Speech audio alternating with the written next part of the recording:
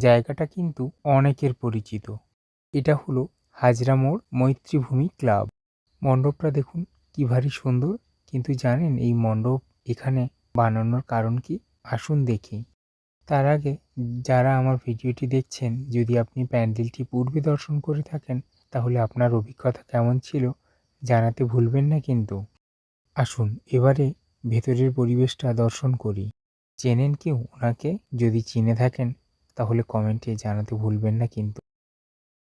এবার বাকি অংশটা দেখে নেওয়া যাক। এই ছিল তাদের দুর্গা প্রতিমা। সত্যি অতুলনীয় সেই সাজ। আমার কিন্তু ভারী মিষ্টি লেগেছে। ভিডিওটি কোথা থেকে দেখছেন জানাতে পারেন আমাকে। আর হাজরা মোড় থেকে দেখলে লিখুন আই লাভ হাজরা মোড়। ভিডিওটি এই পর্যন্ত। এখন সবাইকে টাটা।